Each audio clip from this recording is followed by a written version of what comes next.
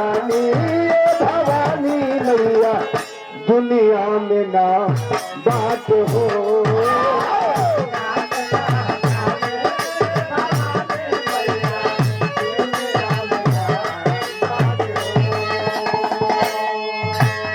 ये बहुत धन्यवाद। 51 रुपया देकर के सम्मानित किया गया। भक्त का निवेदन है मास्टर।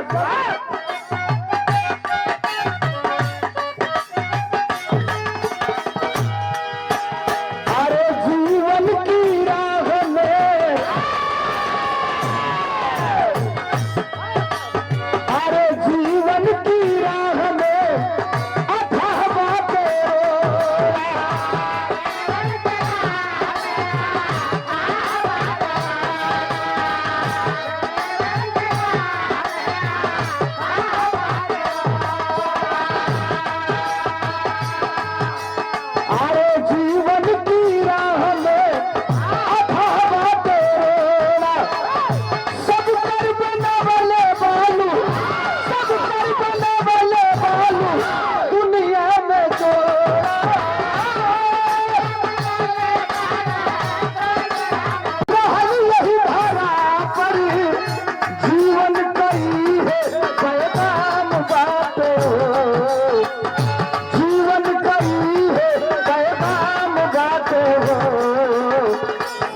कहतानी भवानी मैया दुनिया में ना बात हो।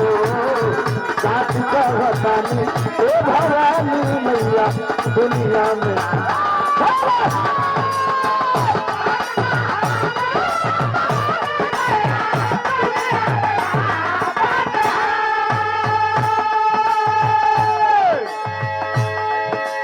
अतुल मिश्रा जी ग्राम प्रधान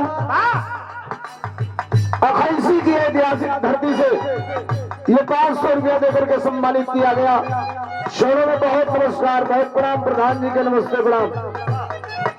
ये 500 रुपयों का आशीर्वाद पर तालियां बजा करके सम्मान करेंगे, स्वागत करेंगे। आप सब बहुत धन्यवाद। वंदना रात भर हुई, दिन भर हुई, माई के रूप का, माई के सौंदर्य का वर्णन खत्म न हुई। भक्त का अंतिम लाइन का निवेदन अपने खानदान का परिचय है। अब कुछ ना चाहे, हमारा निवेदन है, अब कुछ ना चाहे।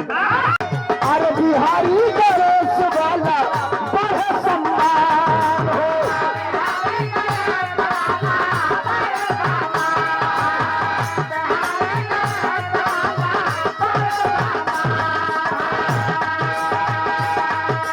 अरे बिहारी का रेस वाला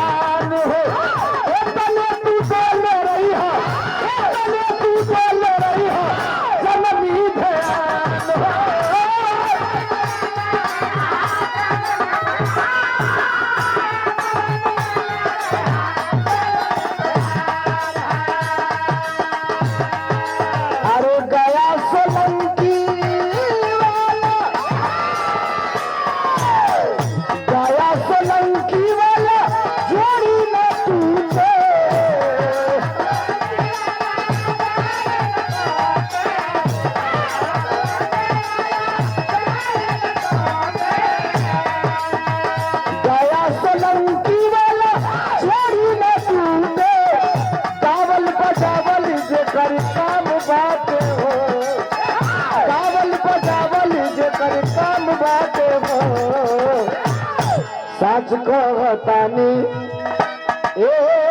भवानी मैया, साच कहतानी भवानी मैया दुनिया में नाम बात हो।